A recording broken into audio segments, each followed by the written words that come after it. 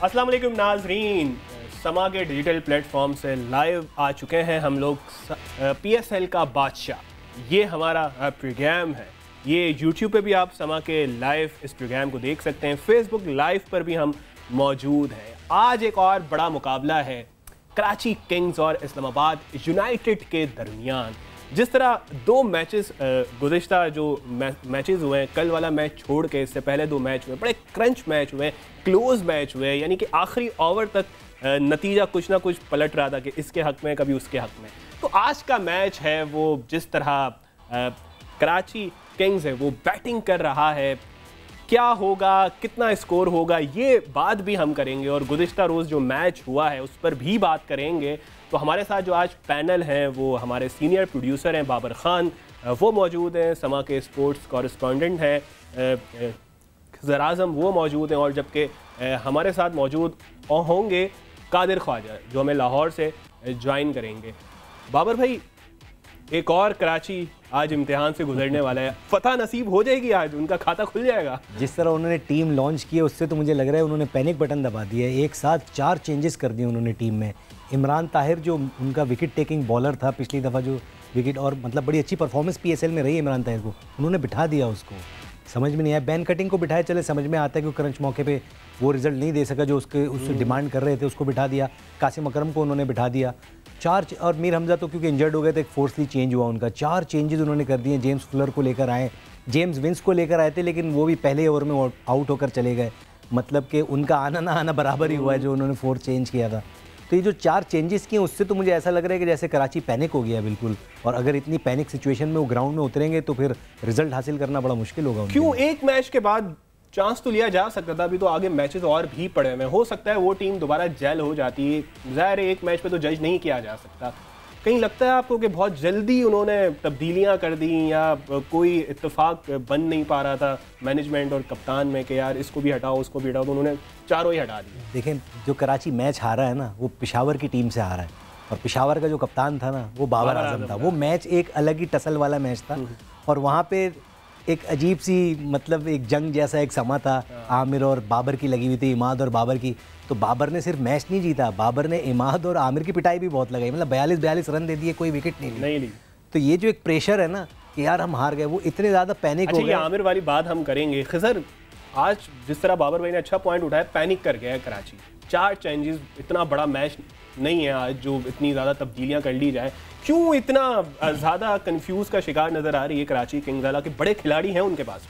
देखें शायद यही बहुत बड़ा मसला है कि जहाँ पे बड़े खिलाड़ी होते हैं ना, कभी कभी वहीं पे पैनिक सिचुएशन भी हमें ज़्यादा दिख रही होती है। कराची किंग्स का मिजाज भी कुछ ऐसा ही है कि अगर पैनिक करना शुरू करते हैं तो चाहे जितनी बड़ी टीम हो वो फिर बैक नहीं कर पाते, वह कम बैक नहीं कर पाते। इस्लामाबाद यूनाइटेड आप देखें, उनकी हिस्ट्री है कि वो जितने भी लो रेट होते हैं, कोई उन्हें रेट नहीं कर रहा होता, हार रहे होते हैं, मगर जब वो ग्रेजुअली जो है ना टीम मोमेंटम जब उनका बन जाता है तो वो तो बल्कि टीम मोमेंटम उनका बना ही रहता है, क्योंकि वो ज़्यादा उनकी टीम में चेंजेस नहीं होते। शुरू से लेकर अभी तक जो है वो प्लेयर्स को कैरी करते आए हैं, और कराची किंग्स में भी यही हुआ है। जिस तरह आपने बाबर भाई ने जिस तरह जिक्र किया कि एक ऐसा लग रहा था कि शायद आमिर और बाबर का मैच है या फिर इमाद और बाबर का मैच है, हमें कुछ इस तरह की फील आई कि जो बाबर ने पहला स्पेल किया, आमिर ने जो पहला ओवर किया था बड़ा अच्छा ओवर था, और अगर आमिर को कंटिन्यू रखा जाता उसके बाद जो इमाद आए थे, मुझे तो ऐसा लग रहा था, हम लोग मीडिया बॉक्स में ये डिस्कस कर रहे थे कि ऐसा लग रहा है कि बाबर की विकेट आमिर और इमाद दोनों लेना चाह रहे हैं, और इस चक्कर में जो है ना बाबर ने दोनों की विकेटें उड़ा दी।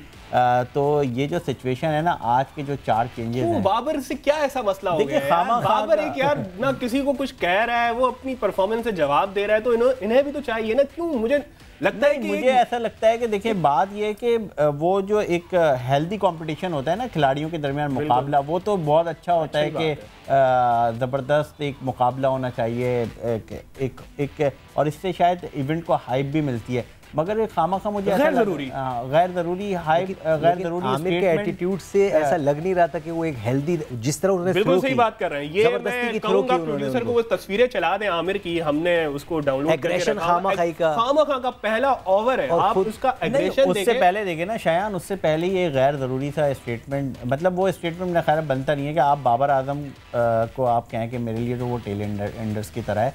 बाबर आजम जो है पूरी दुनिया का नंबर 1 बल्लेबाज है, स्टार, और बहुत अरसे बाद आपको एक ऐसा क्रिकेटर टेक्निकली स्ट्रॉन्ग बैट्समैन मिला है। और मेरा ख्याल है आमिर वहीं से पैनिक हो गए थे जब अच्छा वो तस्वीरें चला देंगे बाबर ने जो मोहम्मद कवर आमिर ड्राइव की खेली थी। जी पहले मोहम्मद आमिर की तस्वीरें चल सकती हैं, वो जरा चला दें, हम उस पर डिस्कशन अभी कर रहे हैं। मोहम्मद आमिर की हमने रखी हुई है, वो उनका एग्रेशन बाबर भाई ने तो जिस तरह बात का यही हो रही थी शायान के जिस तरह कराची किंग्स है ना, अगर आज का मैच ये हार जाते हैं तो मैं इनके लिए वापस आना बड़ा मुश्किल हो जाएगा। ये देखें ये तस्वीर हम दिखा रहे हैं, ये कोई इतना एग्रेशन की जरूरत नहीं थी। और उस वक्त जब आपने उससे इतनी जबरदस्त जो उसका ट्रेडमार्क शॉट है ना बाबर का, वो पहली बॉल उसने फेस की और आमिर को अपना ट्रेडमार्क कवर ड्राइव मारी है और आमिर वहां प्रेशर में आ गए। अच्छा एक और भी तस्वीर थी इनकी, दो तस्वीरें थी, एक ये वाला एग्रेशन था और एक पहले ओवर में कुछ वो शायद जब बाबर ने उनको कवर ड्राइव मारी है तो वो उस वक्त कुछ बोल रहे थे उनको, यानी कि बिला वजह उलझ रहे थे। तो वाकई में हेल्दी कंपटीशन, सही बात की आपने भी कि होना चाहिए था, वो समझ में आता है। अब फजूल में किसी को यार नहीं देखें शायान, देखें एक ये होता है कि एक बहुत बड़ा जब बैट्समैन होता है ना आपके सामने, आपको पता है कि बाबर की जो स्ट्रेंथ है उसे आउट करना आसान काम नहीं है। तो जो फास्ट बॉलर है ना, अमूमन फास्ट बॉलर्स और जो क्रिकेटर्स हैं वो फास्ट बॉलर थोड़ा सा जाके सामने वाले को थोड़ा गुस्सा दिलाने की कोशिश करते हैं, थोड़ा उसको जो है वो एक कहते हैं कि पुली करने की कोशिश करते हैं कि थोड़ा सा वो शायद गलत शॉट के लिए मैं एक बार एग्रेशन दिखाऊं तो थोड़ा बाउंस करूं तो हो सकता है कि ऊपर कैच आउट हो जाए। मगर बाबर जिस तरह के बल्लेबाज हैं, जिस तरह के वो शॉट्स खेलते हैं, आप ये देखें कि कोई गैर ज़रूरी शॉट खेलते हुए बाबर आउट नहीं होते।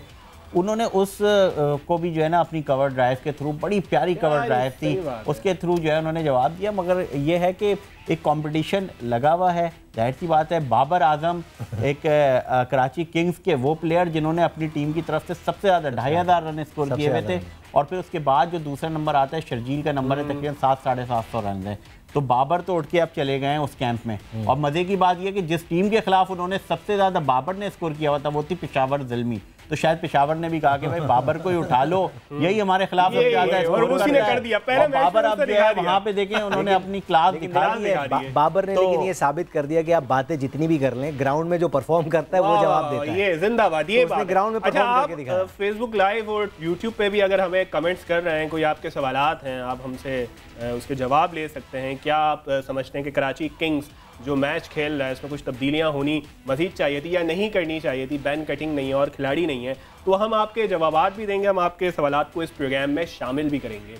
अच्छा आमिर तो हो गया, वो ट्रोल भी काफ़ी हो रहे हैं सोशल मीडिया पर, मैंने देखा उनका यही एटीट्यूड है, उन्हें शायद लग रहा है कि वो अब उनको समझ में आ जानी चाहिए। कल से बड़े मैंने देखा ट्विटर हो गया, फेसबुक हो गया, बड़ी इनके खिलाफ पोस्टें चल रही हैं। तो आमिर को या कोई मशवरा गाइड गलत कर रहा है कि यार तुम हर बंदे से उलझ जाओ, तुम देखें लाइमलाइट में आ जाओगे, ये मुझे लग रहा है कि शायद कुछ ना कुछ उनके साथ एटीट्यूड। अच्छा उस वक्त जब ये पहला ओवर शुरू हुआ था तो हम लोग स्टेडियम में ही मौजूद थे, और क्योंकि जिस तरह से कि एक इंटरव्यूज़, फिर उस पर डिस्कशन, फिर मीडिया प्रेस कॉन्फ्रेंसेज में सवालात, तो हम देख रहे थे कि भाई क्राउड बिहेवियर क्या है। ग्राउंड कराची का है, बाबर आजम पेशावर के कप्तान है, पेशावर की भी सपोर्ट बहुत ज़्यादा है कराची में, मगर क्योंकि होम ग्राउंड कराची है तो एक कराची की जो है ना बड़ी मैसिव सपोर्ट दिख रही थी हमें।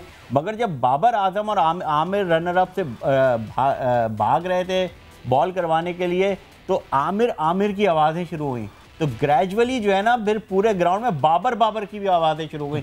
कराची के क्राउड ने जो है ना वो अभी भी बाबर को सपोर्ट किया। बहुत बड़े आमिर की आवाज़ें लग रही थी जब आमिर किसी और को बॉल कर रहे थे, मगर जब बाबर की तरफ वो बढ़े तो एक ग्राउंड में आमिर की एक सराउंडिंग में पूरे आवाज़ गूंजी, और उसके साथ जो फिर एकदम आवाज़ शुरू हुई बाबर। तो वो जो मेरा ख्याल है कि बाबर के लिए ये बहुत ही एक ज़बरदस्त बाबर आजम एक प्लेयर प्रोड्यूस किया है पाकिस्तान ने, कि वो पैदा लाहौर में हुए, फिर जो वैसे तो उनकी क्रिकेट पूरे पाकिस्तान के लिए है ही, मगर जो फ्रेंचाइज क्रिकेट है फिर कराची किंग्स की तरफ से वो खेलते रहे। तो कराची वालों से भी जब हमारी बात होती थी एक मुकाबला रहता था सरफराज। मुझे लगता है कि कराची किंग्स कहीं ना रिग्रेट करेगा अगर बाबर ने मजीद इस तरह की परफॉर्म कर दिया ना, वो कहीं ना कहीं कहेंगे कि यार हमने बहुत जल्दी ये फैसला कर लिया उसको निकालने का। देखे ना कल जब कराची मैच हारा तो उसके बाद क्वार्टर का था, परसों जब कराची मैच हारा तो सोशल मीडिया पे यही बात चलना शुरू हो गई थी कि इसका मतलब वजह बाबर नहीं थी, शिकस्त की वजह कोई और थी, क्योंकि बाबर तो अब कोई पेशावर चला गया, वहाँ जीत भी गया,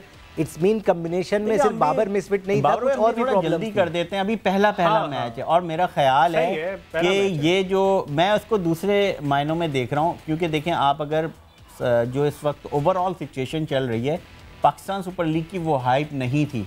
अभी मैं आ रहा था तो रात में, बल्कि मैं गुजर रहा था तो मैंने देखा वो मेट्रोपोल पे कराची में जो लोग गुजर रहे हैं, तो कुछ कटआउट्स मैंने लगे हुए देखे थे, ना सजावट थी। वो उस दिन कमिश्नर कराची आए थे नेशनल स्टेडियम कराची, तो हमने कहा सर कोई ओन ही नहीं कर रहा PSL को, ना PCB की वो मार्केटिंग है, टिकट्स बिक गए। फिर टिकट्स खरीदने के बाद शायान जिस तरह से कम्युनिकेशन है, मिसमैनेजमेंट है, अजीब व गरीब मामला था। नेशनल स्टेडियम की जो पार्किंग एरिया है वहाँ पे लोगों को रोक दिया गया, वेरिफिकेशन कराओ, स्टेडियम जाओ, धक्का पड़ रहा है, लोग बड़ी मुश्किलों से आते थे। जलालत नहीं होनी चाहिए, आप इतना पैसा भी खर्च कर रहे हो तो ये वाकई में इस चीज़ पे तो बहुत ज़्यादा पहले भी मगर इस पूरे सिनेरियो ने जो है ना, ये बाबर, आमिर, इमाद, कराची किंग्स, पेशावर ज़ल्मी, इस शुरू के 2 मैचों ने इस माहौल बना दिया। और फिर कल के मैच में एक बॉलर आया एहसान उल्लाह, जिसका मुल्तान के मैदान से लेके इंडिया और फिर मेलबर्न तक चर्चे हो रहे हैं। एहसान उल्लाह का हमने इस प्रोग्राम में जिक्र करना है। वाकई में जिस तरह बात कर रहे हैं ये खिजर, यार वो बंदा यानी कि सुपर, क्या उसकी परफॉर्मेंस तो शर्जील का बल्ला चल रहा है अभी। शर्जील क्या कुछ कर रहे हैं, कुछ लग रहा है शानदार चौका मारा है अभी। चले अच्छी बात है, डक पे गए थे पहले मैच में एहसान उल्लाह। अभी हम उनका इंटरव्यू अच्छा, लोग कल मैंने देखा सोशल मीडिया पे लोग समझ रहे थे वो अफगानिस्तान का खिलाड़ी, पता है आपको? नहीं, बहुत सारे, अगर आप नाम ना पढ़े ना, अगर आप नाम ना पढ़े तो वो तो कोई लग रहा था कि न्यूजीलैंड या ऑस्ट्रेलिया का प्लेयर है। अच्छा, इन्होंने कल एक जो डिलीवरी की थी वो भी हमने एक इमेज निकाली है, वो अगर चल सकती है दिखा दें। सरफराज को उन्होंने 150 वो फास्टेस्ट बॉल ऑफ द, बहुत खतरनाक तेज रफ्तार थी वो गेंद के, सरफराज उसको खेलना चाह रहे थे, वो उसको टाइम नहीं कर पाए। वो तस्वीर ये 152 थी। ये फास्टेस्ट डिलीवरी है इनकी, देख रहे हैं ये इसमें इन्होंने जो सरफराज को की 150 और वैसे वो। अच्छा, ये भी एक बता दूं कि ये जो इसका ओवर था, ये इस पूरे PSL हिस्ट्री में इसका स्पेल सबसे फास्टेस्ट, मतलब कंसिस्टेंसी के अंदर 150, 148, 151 मारना। ये इससे पहले हारिस रऊफ के पास था ये रिकॉर्ड कि अपने 4 ओवर के स्पेल में उन्होंने मैक्सिमम फास्टेस्ट डिलीवरी की। अब ये एहसान उल्लाह ने जो कल स्पेल किया है, उन्होंने ये एजाज़ हासिल कर लिया कि फास्टेस्ट डिलीवरी सबसे ज़्यादा उन 24 बॉलों में ज़्यादातर बॉलें फास्टेस्ट। जब 5 विकेट रिकॉर्ड एहसान उल्लाह की जब 5 विकेटें हुई थी तो उस वक्त उन्होंने सिर्फ 3 रन दिए थे। ये भी बड़ा इंटरेस्टिंग था, 3 रन देकर 5 विकेट ले ली। वो कुछ रन बाद में पड़े, वरना सबसे ज्यादा जो जबरदस्त चीज उसको ज्यादा सूट कर रही थी, पिच सूट कर रही थी, उसका एक्शन है वो बिल्कुल ना, उसका कोई एग्रेशन था ना उसने किसी से पंगा लिया। लाइन और लेंथ मैंने जो कल देखी ना बाबर भाई, उसकी मुझे लाइन और लेंथ बड़ी उससे इंस्पायर हुआ। सारी विकेटें लेंथ पे ली हैं, आप देखें ना, आप जेसन रॉय ने लेंथ मिस की, कैच हो गया। बंगल जई ने लेंथ मिस की, कैच हो गया। सरफराज ने लेंथ मिस की, जब ही तो इनर एज लग के विकेट में घुस गया। इस उसने इफ्तिखार को तो समझ में नहीं आई, बॉल इतना तेज अंदर आया है कि वो उस बैट और पैट में इतना गैप था, वो उसको जज ही नहीं कर सका। पैट पे मुझे लग रहा है कि क्वेटा के लिए जो है ना वो सरप्राइज रिंग कहर बनकर टूटे थे, क्योंकि आप ये देखें क्वेटा का पूरा प्लान आउट हो गया था। कहाँ अब आपके जब 6 खिलाड़ी आउट हो गए तो क्वेटा पे रोकने पे जा रहा है। वही बात है ना, उन्होंने तैयारी नसीम शाह की हुई थी पेपर में, एहसान उल्लाह आ गया उनके साथ, यही सीन शाह तो खैर इधर है। तो नसीम शाह, हम यही कह रहे थे शायद फास्ट बॉलर को पिच शूट कर रही है, मुमकिन है कि एहसान और नसीम चलें तो, मगर क्योंकि वो अगली साइड इतनी प्रेशर में से रिलीज हो गई थी कोई मुल्तान सुल्तान कि वो इजीली खेल रहे थे हर बॉलर को, जो बॉल बहुत ही कम था ना। फिर राइले रोसो को भी क्रेडिट जाता है, बहुत एहसान उल्लाह की इंडक्शन हमें एक और चीज बताती है कि भाई जो टेप बॉल क्रिकेट खेलता है ना वो पाकिस्तान क्रिकेट में आ जाए। सवात में टेप बॉल क्रिकेट खेलते थे, इनके मामू ने बोला कि तुम अच्छी बॉल कर रहे हो, एकेडमी ज्वाइन करो। एकेडमी में गए तो वहां से पता चला ट्रायल हो रहा है। डोमेस्टिक खेला हुआ ज्यादा भाई, अभी तो आए अंडर 19 खेला है, टेप बॉल क्रिकेट से आए। सवात का एक लोकल लड़का है जो कि टेप बॉल क्रिकेट खेलता था। भाई सवात का लड़का है, लोग कल बहुत सवालात कर रहे थे कि ये कहां से इसका ताल्लुक है। और मुझे कुछ इंडिया के दोस्तों को जवाब देना है भाई, मुझे कुछ इंडिया के दोस्तों को जवाब देना है जो उनकी एज वगैरह को लेकर जो है काफी बातें कर रहे हैं। और पाकिस्तान का देखें, ये अल्लाह ने कोई पाकिस्तान को जो है ना ये फास्ट बॉलर की कहते हैं जन्नत बनाया हुआ है कि अभी कल जो है वो शाहीन प्रैक्टिस कर रहे थे तो मैंने थोड़ा सा उनको देखा कि फुटबॉल सेशन के दौरान थोड़ा सा शाहीन ने जो है ना एक घुटने के बल बैठ कर एक किक लगाई फुटबॉल को, तो उसके बाद उन्होंने प्रैक्टिस सेशन में हिस्सा नहीं लिया। कल मैं हसन अली का बैट लग रही कि हसन अली हमसे इंटरव्यू के लिए लाइनअप थे, तो आज वो मैच नहीं खेल रहे। आज के मैच में वो किसने मारा है चौका? ये छक्का लगा दिया, छक्का लग गया है जी। जी हाँ, तो हसन अली का जी ये सिलसिला था कि हसन अली के भी हाथ पे बॉल लगी और वो भी फिर आइस का पैक लगा के गए, तो वो भी आज का मैच नहीं खेल सके। इनका मामला ये है कि भाई इन्होंने सवात में ये टेप बॉल क्रिकेट खेला करते थे, टैलेंट हंट में ये गए, इनके मामू ने इन्हें गाइड किया कि आप जो है वो जाएं भाई पाकिस्तान के लिए ट्राई करो। तो ये आए ग्रेड 2 में खेल रहे थे, लास्ट ईयर भी वो उस तरह से सेकंड 11 का हिस्सा थे, मगर उस तरह से हाईलाइट नहीं हो सके। कल आए और छा गए वाकई में। ये पिछले सीजन में भी थे PSL के, लेकिन इंजर्ड हो गए थे, सीजन नहीं खेल सके। अब इनको प्रॉपरली चांस मिला है। ऐसे एक और बॉलर है ज़िशान ज़मीर कराची का, इस्लामाबाद यूनाइटेड से। पिछले सीजन में वो 1 या 1.5 ओवर करा सका था, इंजर्ड हो गया था। उसने फास्टेस्ट बॉल कराई थी, आई थिंक सरफराज को ही कराई थी शायद वो भी, और वो भी क्रिकेटर्स की जन्नत है नाज़माबाद, वो भी इंजर्ड हो गया, वहाँ से निकला। अगर ज़िशान ज़मीर नाज़माबाद का वो है, इस्लामाबाद में है, इस्लामाबाद में, लेकिन अभी प्लेइंग 11 में नहीं है। तो हम ये समझ रहे थे शायद ज़िशान ज़मीर आए, मगर आज जिस तरह से रोमान आए और रोमान ने आते ही बोल्ड किया, तो रोमान ने बताया कि नहीं भाई वो है, अभी है कहीं ना कहीं क्रिकेट उनके अंदर है, स्लोअर 1 चल रहा है अभी तक। क्या ये अभी बाबर भाई ने एक प्रोग्राम हमारे शुरू होने से पहले बात कही थी कि वो वेरिएशन पे चलता है, वो ना उसको पेस चाहिए ना उसको ज़्यादा अपना कुछ ऐसी स्ट्रैटेजी उसको बनानी है, उसके बाद वेरिएशन है तो उस पर वो फायदा उठा लाइन और लेंथ है उसके पास, वेरिएशन है, वो 128, 130, 32 मैक्सिमम बॉल करता है। अच्छा, हमारे साथ कादिर ख्वाजा नहीं होंगे, हम लोग ये वो कुछ टेक्निकली इशू आ रहा है उनके साथ, तो वो हमें ज्वाइन नहीं कर पाएंगे।